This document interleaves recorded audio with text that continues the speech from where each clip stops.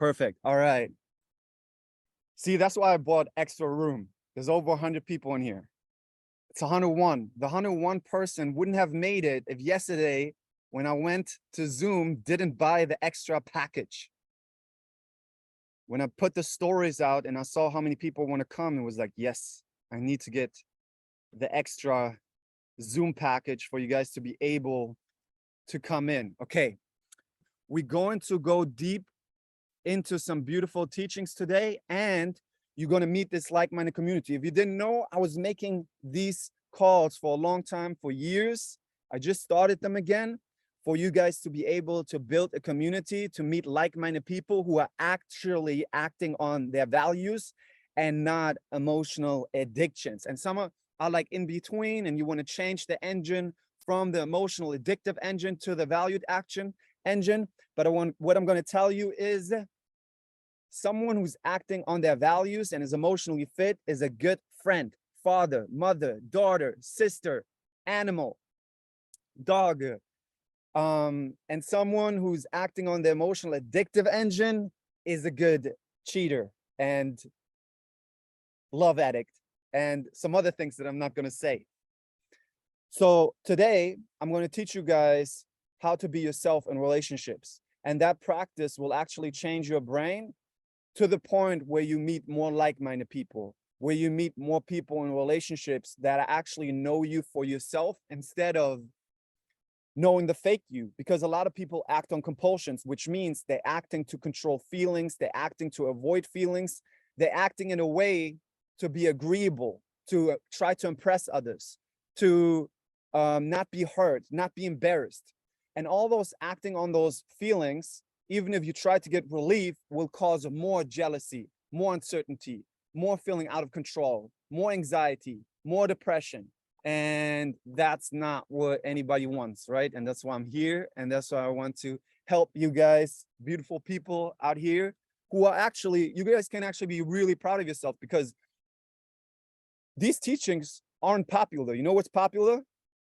It's popular to give me the trick. I give you the trick. I sell you the trick for you to get rid of the anxiety right now. And these are all lies. There might be some placebo effects for a few weeks, but over time, it will not be helpful. It will be the opposite. It will be very detrimental to your growth, because you are building more pathways in your brain where your brain is like, oh, you love fixing feelings. You love trying to get rid of feelings. Let me give you more feelings. It's the example that I like to give that you guys probably heard before about the house. When you're in a house and you have too many chairs in your house, too much furniture, too many chairs. And you're like, oh, I have to get rid of these chairs, and think of AKA, I have to get rid of these feelings. And then you like throwing chairs out of the house, throwing chairs out the house, trying to get rid of chairs. And you're throwing like hundreds of chairs out the house, and your brain's watching this, and your brain's like, I'm your best friend. And it seems like you love throwing chairs out the house. I want you to keep doing the thing that you love. So what do I need to give you to throw more chairs out the house? Oh, I'll give you more chairs. Wait, I go to IKEA, get you more chairs, here more chairs, I build you more chairs. And think of it like, I build you more feelings. I give you more feelings. I give you more trauma. I give you more depression. Some people it's about you asking the wrong questions. And this is important to understand. And it's not your fault. You've been brainwashed by society, and most of the mental health industry is very ineffective. I was about to say the idiots, but I'm not going to say that, because some of them are actually trying to do well, but they learned really wrong things. And the funny thing is, they don't know how to change their brain because they haven't practiced mental health tools. I had one of the hardest conditions to get over that anyone could get over. And I changed my brain with these tools, and that's why it's so easy for me to explain people how to do it. And if you watch my videos, you're probably like, oh, damn, that actually makes a lot of sense. Why didn't anybody tell me earlier? Let me try this out. And it's going to be a marathon. It's going to be a long run, but you'll see improvements along the way, even after weeks. But it's like any sport, like any coaching, it's going to be about, oh, I can have any feelings and thoughts and mindfully focus on doing the things that I value. All right. So anybody who's on the live on Instagram, I'm going to enter Instagram right now. We're going to be private on the Zoom call. If you still want to come by, you can come by. I would advise that, because you actually get the chance for free to practically learn how to change your brain and be yourself in relationships. All right.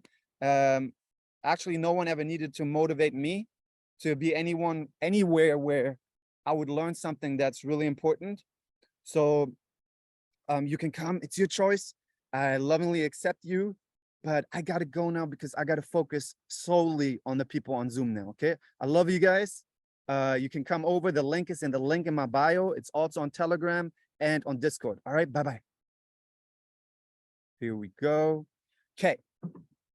Guys, gonna go into it now. It's so good to see everyone. I want to give you guys the best experience today, and I want to make it about giving value. So I actually prepared myself with some notes to make sure I have everything here. One of the most detrimental lies society has taught you is that your mental health is dependent on your feelings. Okay. One of the most detrimental lies society has taught you is that if you have certain feelings, there's something wrong and you want to fix it. The more you want to fix something, like I said earlier about the brain, the more the brain wants to support you in your behavior and giving you things to fix. The more you try to fix anxiety, the more the brain wants to give you anxiety because it thinks you love fixing things. Now, you might be like, hey, this is not cool. Why is the brain like that? Can I not just like communicate with the brain? Yes, you can communicate with the brain, but the brain's language is different. We have Fatima on the call, which there is a Fatima in The Alchemist, and there in The Alchemist, there's a story about the language of the world. There's a language of the world and there's a language of the brain. And the language of the brain is behavior. Now, if you tell your brain right now, hey, brain, I don't ever want to have any thoughts of anxiety anymore. I don't ever want to have any thoughts of not being good enough anymore. I never want to have thoughts of being doubtful about starting this business, or having fear that my partner cheats on me, or having fear that my partner doesn't love me anymore. Your brain is like, I don't really understand what you're talking about. If you could do some behavior that shows me what you want, it would be great. So your brain doesn't understand language. So that's why affirmations are dumb. I just said dumb. It's the next word that I found that was accurate. They are dumb because your brain doesn't understand it. The only way an affirmation is working if the affirmation is speaking to you directly, not to the brain. So that's where cognitive diffusion comes in. You guys might heard me speak about cognitive diffusion before in my videos. I will make it really simple to understand for you guys. Cognitive diffusion is the differentiation between you and your brain. You are not your brain. I can show you because you can tell me about your thoughts. You might be sometimes identified with your thoughts, but that doesn't mean that you are your thoughts. That just means that you think that you are your thoughts. So thoughts and emotions and bodily sensations are not you. And that's important to understand for you to not act on those things. The more you act on those things, the more you teach your brain with your behavior, hey, I love messing with these things. These things are my favorite things to get rid of. So give me more of them. That's why when we have intrusive thoughts, there are actually no such thing as intrusive thoughts. Mark Freeman talks about this. There's not such a thing as an intrusive thought because there's only thoughts. You judging them makes them intrusive. There's this great quote that someone actually said on it was one of Mark Freeman's streams, actually. It said, the thoughts are not bothering you, you are bothering the thoughts. So the intrusive, you think the intrusive thoughts bothering you, but you are actually bothering them and showing the brain that you want more of them. And if you want to go a little bit deeper, there is an innate intelligence in our body, right? So we always say women make babies, right? But do women really make babies? Because if I go a woman and say, hey, you beautiful being, make an eyeball right now, or make a heart, or make the skin, and make perfectly the brain so the child can think. You might be like, excuse me, sir, I'm just here to listen to this talk. I don't really know how to do this. It's because the intelligence in your body does it, right? And we accept that. We're like, yo, this makes sense. I'm not gonna interfere in the thing the cells are doing here in my body. I will give my child good food, so the child is gonna be strong in the body and gets the right nutrients, but I'm not gonna go in here and try to interfere and try to make the baby grow faster or something like that. So you know inherently, even about your digestion, hey, my body's gonna digest. I might be able to support it with some enzymes and all that stuff, but I'm not gonna go in there and try to do things. Now think of it, why don't we do the same thing with the brain? Why are we trying to interfere with our thoughts and our emotions? Why are we judging them? Because the more you judge them, the more you hate on them, the more imbalance you're actually bringing. All right. Let me see in the chat. Can I get some ones? If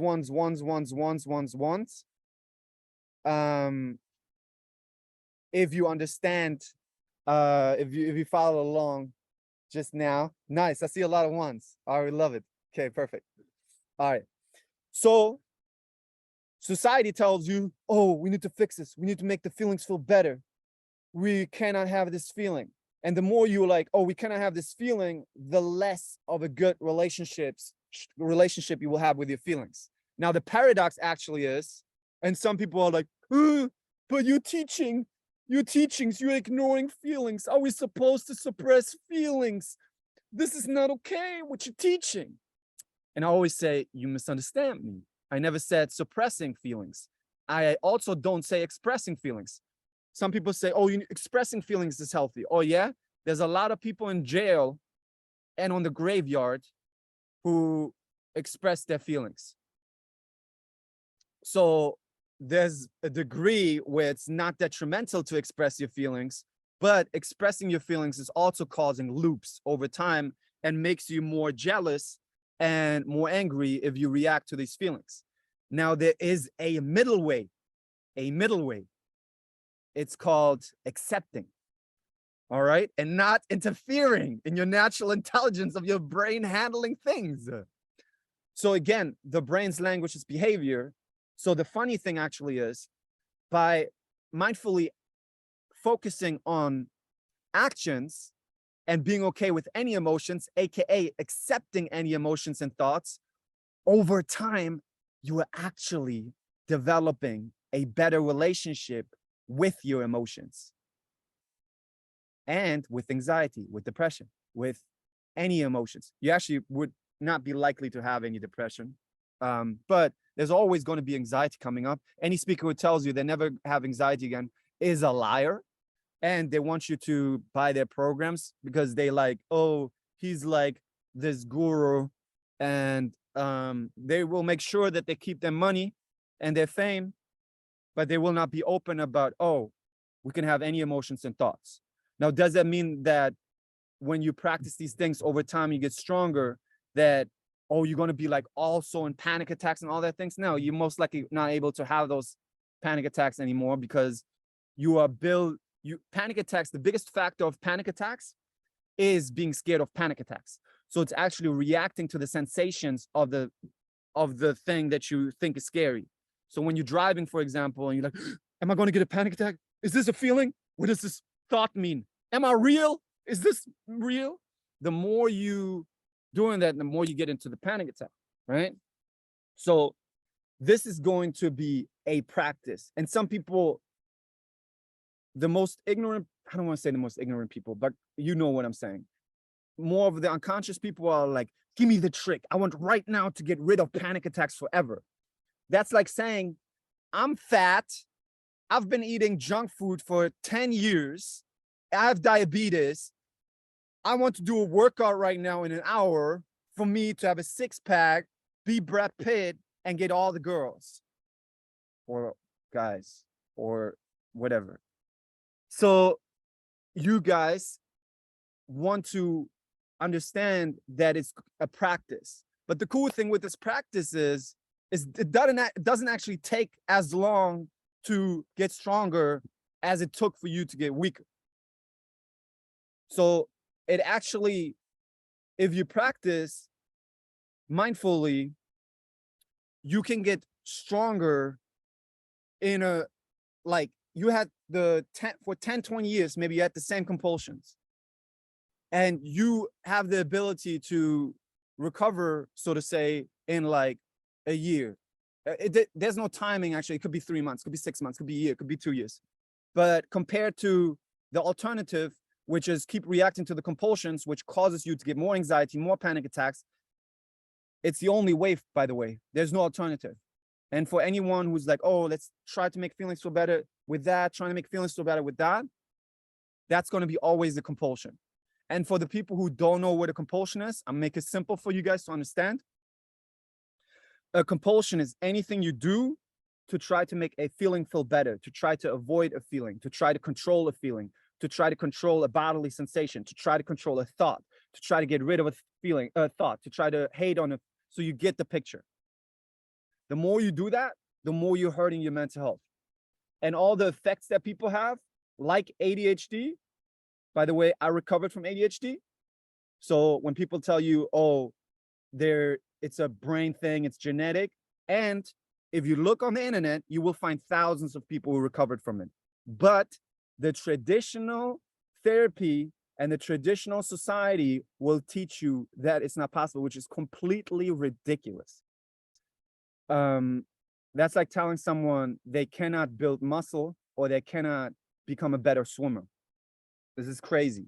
You can recover from OCD, you can recover from ADHD, you can recover from BPD, but there's a big push in pharma and like, who's gonna bring more money? Someone who doesn't believe they can recover and needs to get pills, thinks they need to get pills or something else, and needs to get therapy forever, or someone who'd be like, oh, so I just need to practice. Now, it is challenging, and there will be an amount of people, even on my TikTok or Instagram, who will try to attack me because if you take away their, so to say, excuse, for some people it's an excuse.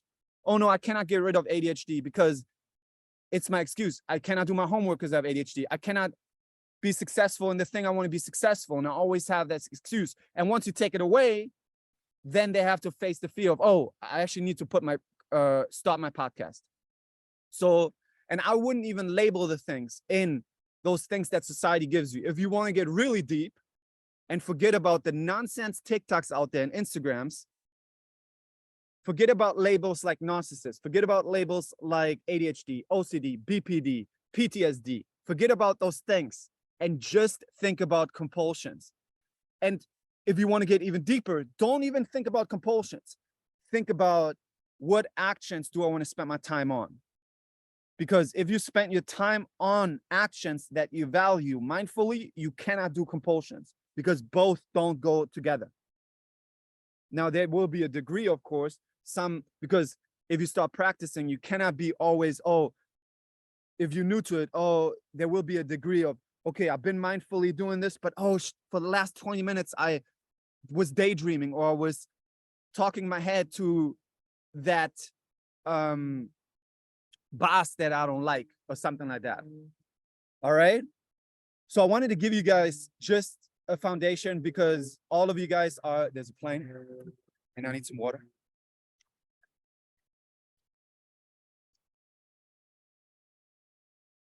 All of you guys are on different paths. And all of you guys have seen different kind of videos. All of you guys have different kind of practices. Some of you guys are completely new to my call. Some of you guys have been with me for years. Some of you guys are my clients. Some of you guys got my courses. Some of you guys practiced for a while. Some of you guys haven't. And some of you guys are new. So I want to give everybody a foundation for you guys. But the cool thing today is some people will have these events and they will just hear themselves talk and they just give you guys the theory. But the most amazing thing that a speaker on any event can do is to give the people the opportunity to practice being themselves and do the things they value, because then you take that with you in your day-to-day for the following weeks. It's like a fitness coach who only tells you about the working out for like months, but you don't work out at all, and then you're upset. You're like, why am I not fitter? So today we're going to do this in a beautiful way. And the big advantage you guys actually have is you have almost like, I don't want to say vacuum, you have like this safe space. And I don't like to even say safe space because trying to chase safety is dumb. It causes more compulsion, but you guys know what I'm talking about. It's this loving practicing space of a lot of people who want to grow. This is not your regular people from the street that you might find around who act on their compulsions, and every time they get angry, flip you off or try to scream of you or try to hurt you or try to get a one-up. These are people who found my teachings and who are like, this makes a lot of sense. I can see how I was addicted to the self-help addictions of trying to make feelings feel better, finding the special teachings that makes me amazing, like astrology or some spiritual teaching. By the way, most of these spiritual teachings aren't spiritual. And you have to take this with a grain of salt because everything is spiritual, but a lot of them are just compulsions. So everything is spiritual, even compulsions, but a lot of these spiritual teachings are very detrimental. But here's the reason why people are so attracted to them. I tell you right now. And I used to be addicted to them. That's why I can tell so well about this. The reason why people are attracted to these teachings is because a lot of people come from trauma. And when you come from trauma, you chase control and safety. And what do these teachings promise you? Control and safety. Oh, with these affirmations, with these thoughts, you can control your reality. With these astrology signs that you can label on people, at least you have less uncertainty. You have somewhere of a game plan. You have somewhere of a map. Now, I'm not judging anyone who's in these teachings. I used to be completely brainwashed by these teachings, but I'm telling you, I'm more successful than ever, and my mental health is tremendously better than when I used to be brainwashed by them. But it makes so much sense because we are looking for things, right? We are chasing things. So today, you guys are going to be practicing being yourself on these Zoom calls. You have a great opportunity to do this. And you actually have the opportunity to do this in a loving space, which is really rare. Now, because I'm very protective of this community, and there's a lot of people on this call, everybody, for the wonderful connections we're going to make, has to put their camera on. If you think, oh no, then it's especially for you, because this might be one of your first practice of being okay with anxiety and focusing mindfully on doing the thing that you value, which is connecting to people, which is way harder probably for you outside in bars or somewhere else or in events. So now you can practice doing that on here with very loving people.